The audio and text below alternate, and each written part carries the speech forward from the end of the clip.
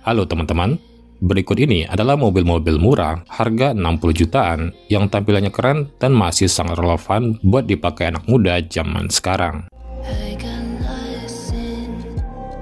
Memang ada banyak sekali pilihan mobil murah buat anak muda, tapi menurut kami, ini adalah salah satu yang paling menarik buat dimiliki.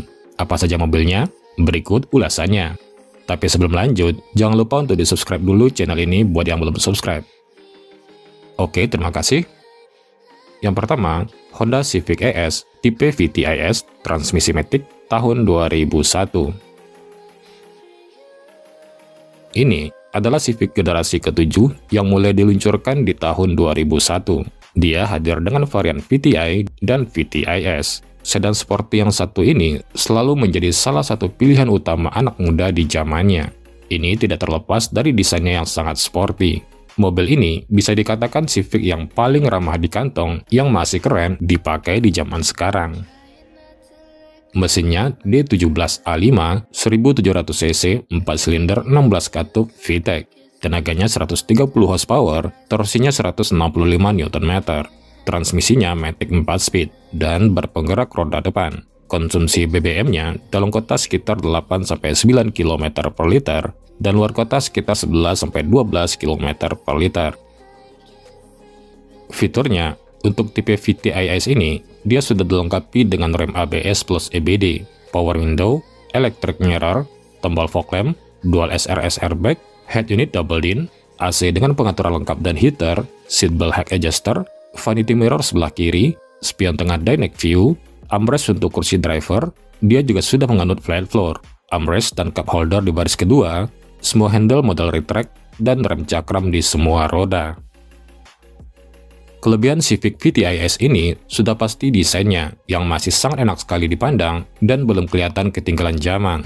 Tenaganya sangat responsif dan selalu ngisi di putaran atas. Handlingnya salah satu yang tersigap di kelasnya. Matic-nya juga tergolong responsif. Kabinnya luas dan homey, berkat jok dengan bahan fabric. Fiturnya tergolong lengkap. Soal mesin, dia bandel dan mudah dirawat, dan spare part-nya masih banyak yang jual. Kekurangannya, sebagai trim tertinggi, interiornya tidak terlihat ada unsur mewahnya. Joknya masih dilapisi bahan fabric, belum kulit. Hanya beda motif saja dengan trim VTI. Padahal pesaingnya Toyota Altis sudah dapat jok kulit dan wooden panel. Bantingan suspensinya cenderung keras. Kabinnya kurang kedap dan kaki-kakinya tergolong kurang kokoh. Nah, buat teman-teman yang ingin tampil gaul dengan modal minim, tapi tidak ingin kelihatan jadul, Honda Civic ES tipe VTIS ini sangat kami rekomendasikan. Harganya mulai dari sekitar 86 juta rupiah, dengan kondisi terawat dan pajak aktif. Biaya pajaknya sekitar 1,6 juta rupiah. Yang kedua, Toyota Corolla Altis tipe G transmisi manual tahun 2001.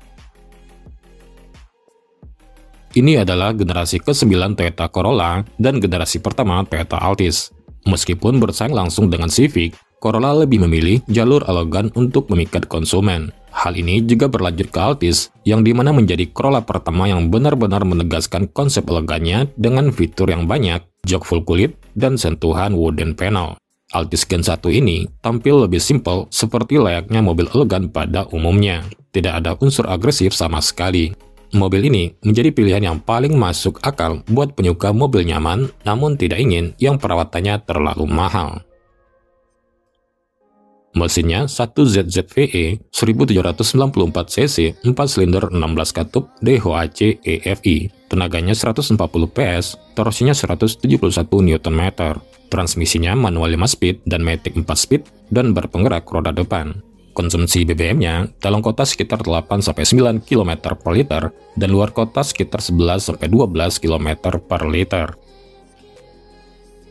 Fiturnya diantaranya adalah rem ABS plus EBD, power window, lampu di door trim, electric retractable side mirror, tombol on-off sensor parkir, dual SRS airbag, tilt steering, speedometer Optitron, wooden panel, head unit single din, AC digital auto climate, console box, laci kecil, seatbelt height adjuster, vanity mirror sebelah kiri, spion tengah dynamic view, armrest driver, pengaturan kursi driver lengkap, armrest dengan cup holder di baris kedua, dan rem cakram di semua roda.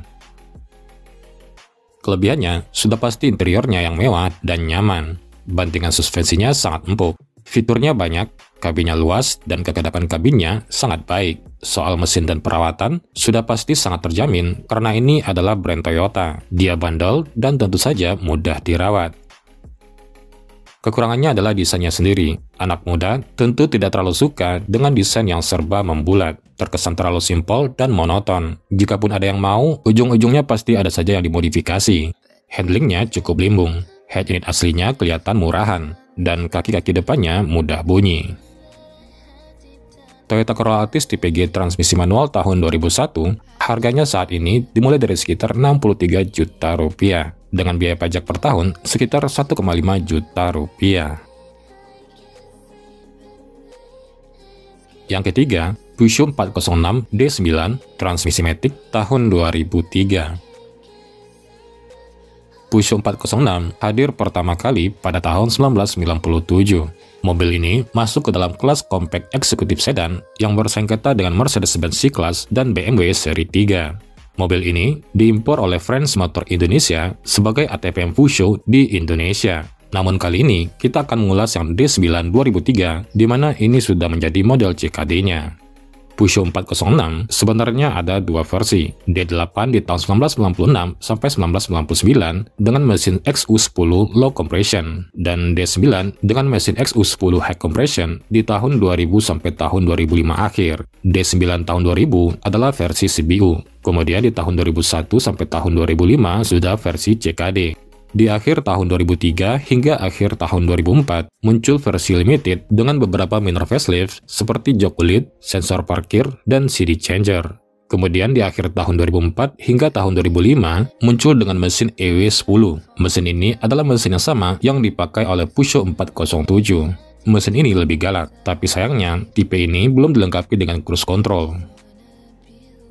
D9 ini kode mesinnya XU10 JP4 2000 cc 4 silinder 16 valve DHOAC, tenaganya 135 horsepower, torsinya 184 Nm, transmisinya manual 5 speed dan matic 4 speed, dan bar penggerak roda depan. Konsumsi BBM-nya dalam kota sekitar 7-8 km per liter dan luar kota sekitar 10-11 km per liter.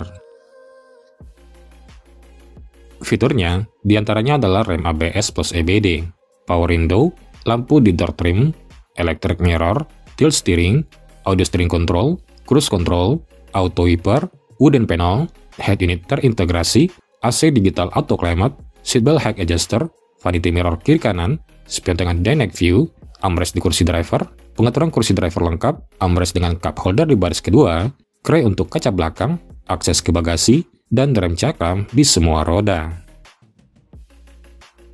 Kelebihan 406 D9 ini sudah pasti desainnya yang makin mewah dan timeless dibanding versi D8.